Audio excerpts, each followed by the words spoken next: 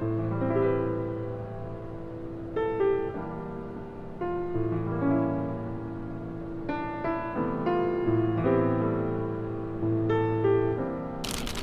challenge for toile was to really, urbanize it, make it cool and hip in 2013. Toile has been done and done again, so to bring a new spin on it and to create a scene out of something that you've seen multiple times, to see it again for the first time in a new light, it was a good challenge.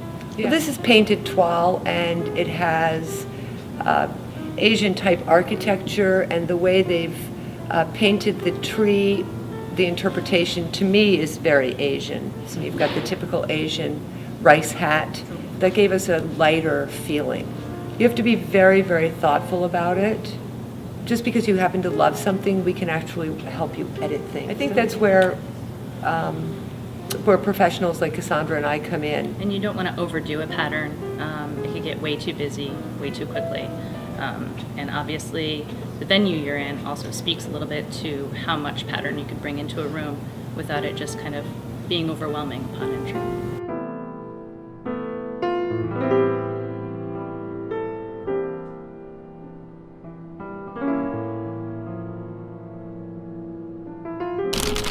I'm finding that more and more brides and couples really want to do bold, unique patterns. So this ICAT pattern is super unique.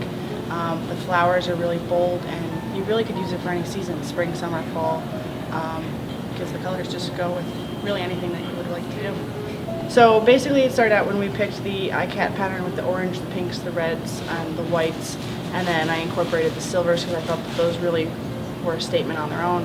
And then I added in the purple flowers. So with the purple flowers, we decided to do the purple napkins, and that really, made a statement with the reds and the silvers and the purples. More patterns, more, bold table runners, and kind of breaking it up a little bit, like the cream colored linen breaks up the bold ICAT pattern a little bit. So it plays off each other really well.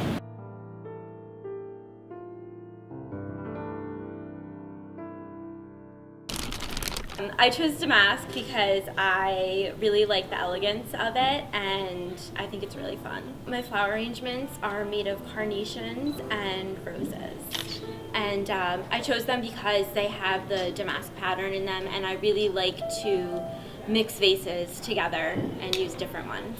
I think a bride who is a little bit on the fun side, not so much traditional, but someone who wants to kind of experiment but still have a really elegant look.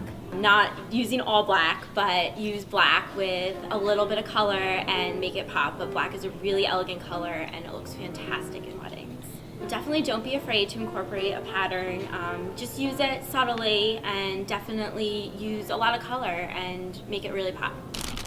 On set behind the table was Timeless Trendsetters.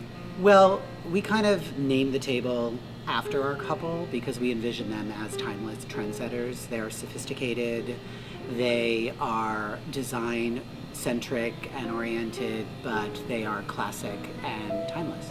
Well, all of the elements on the table have a certain deco inspiration, and then when we finished the complete design, we decided to kind of turn it on its ear and add us something a little bit more approachable, and that's why we chose the rustic table and the bentwood chairs. Well, the custom place cards were actually inspired by deco pottery, and when we did a little research into that, we actually realized that the chevron pattern exists in its first iteration in pottery that was done in 800 BC. Well, I do think that people gravitate towards some sort of pattern and some sort of design. Patterns are interesting and I think they're intriguing, but they should never overpower the couple.